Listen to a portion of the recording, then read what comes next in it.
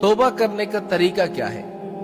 भाई सुबह से लेकर शाम तक हम गुनाह के काम करते हैं। सुबह उठते हैं तो गुनाह से शुरुआत होती है, रात को सोते हैं तो गुनाह करके सोते हैं, दिन भर गुनाह के काम करते हैं।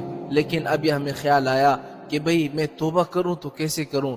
ये नहीं है जाके मस्जिद में गए, एक नमाज पढ़ी और अल्लाह के सामने कहा या अल्लाह मेरी तौबा, लाख तौबा, करोड़ बार तौबा। ये तौबा नहीं होते, ये बेअदबी है। तौबा करने का तरीका शायद किसी को आता हो, आम लोगों को तो इसको पता ही नहीं भाई तौबा करने का तरीका क्या है।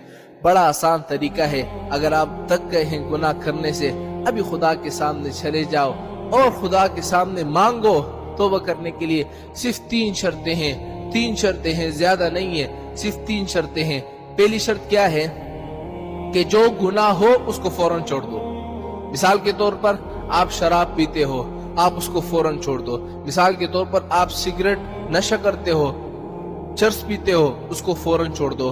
मिसाल के तौर पर आप गीबत करते हो, उसको फौरन छोड़ दो। मिसाल के तौर पर आप जिना करते हो, उसको फौरन छोड़ दो। तौबा करने के लिए पहली शर्त यही है कि जो गुनाह है उसको फौरन छोड़ दो।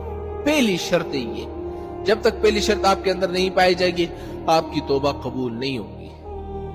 पहली बात हो गई।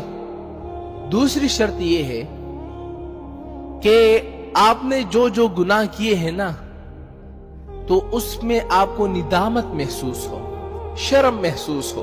आपने जिना किए, हाँ, शराब पिए, लोगों को तकलीफ पहुंचाई, अल्लाह के सामने गिड़गिड़ा कर रोए या अल्लाह मैं बड़ा शर्मिंदा हूं कि मुझसे ये गुनाह हुए हैं, हाँ, शर्म महसूस हो।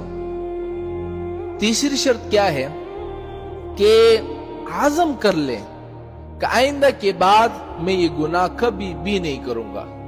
अगरचे इंसान है, होती रहती है, गलती किससे नहीं होती भाई, गलती हर बंदे से होती है, हर इंसान से होती है। आप देखते नहीं क्या आदम अलैहिस्सलाम से गलती हुई, गलती हर इंसान से होती है। लेकिन तौबा करते वक्त ये आज़म कर ले।